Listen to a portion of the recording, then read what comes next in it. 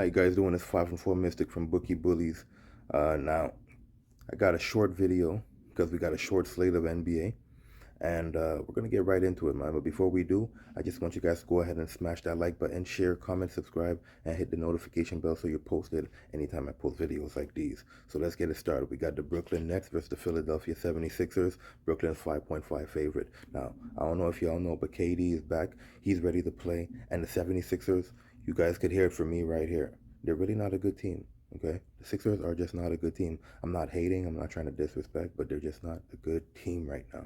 I don't know what's wrong with them, but maybe they got to fix the Ben Simmons problem or whatever it is. I don't know what it is, but they're not a very good team. Brooklyn, they're no better at the spread, really not. And if you want to bet Brooklyn to cover the spread, I don't blame you, because like I just said, Philly's not a good team. But let me tell you something: the Brooklyn Nets are the number two worst team in the league at covering the spread. Add the number. They are in the bottom two, and you could probably guess who number one is. It's the Lakers. The Lakers are the worst team in the league at the spread. If you've been betting Lakers to lose every spread since the beginning of the season, you're in the money. Just like Brooklyn, you'd be in the money. So don't let that fool you. Now, with all that said,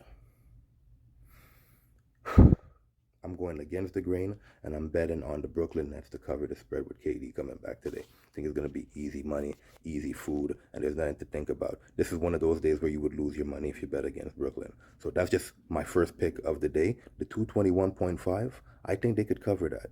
But Philly doesn't score much points either. Like, they don't get much points from the bench. I mean, Joel Embiid will probably go off. He's averaging like 28 points a game over the last few games, and he's been going off, but I bet him to get his rebounds and his points, but apart from that, I don't really see an angle where Philly would win this game. Like, they're just not that good.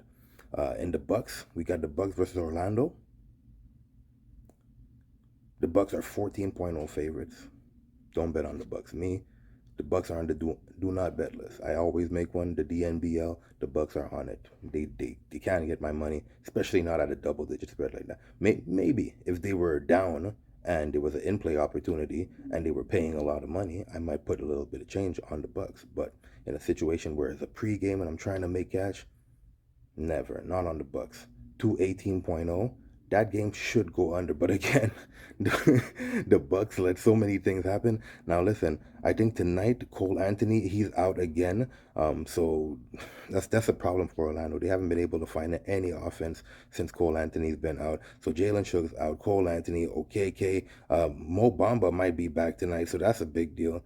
He been in protocol for a while, but that's a big deal because these guys don't have nobody. Imagine a G League team that don't even have G League players, so they gotta call like high school guys or guys off the street. That's pretty that's pretty much what's going on in Orlando. They got like Gary Harris, who's a name that we recognize, but some of you guys might not even know who Gary Harris is, and that's pretty much it. They've had so much problems with the COVID protocol. They had to recall guys from like it's crazy, So 14.0, they're justified, but no play in that game. 218.0, like I could see the game going over still.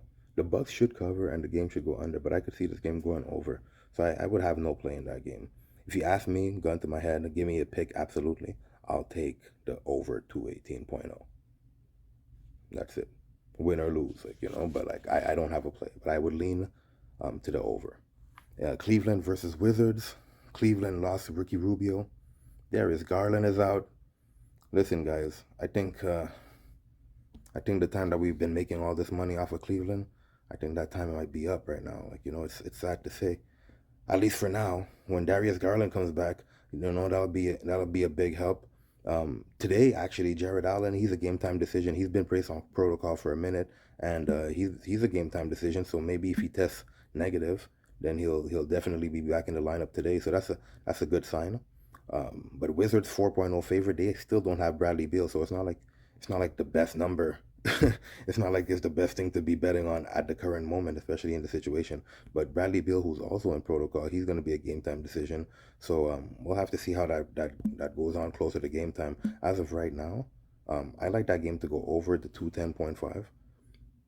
I think despite whether Beal and Allen plays or not, I think it's going to be a fast-paced game. A lot of kids running around, a lot of energy, So I think that's going to be a good game to watch also.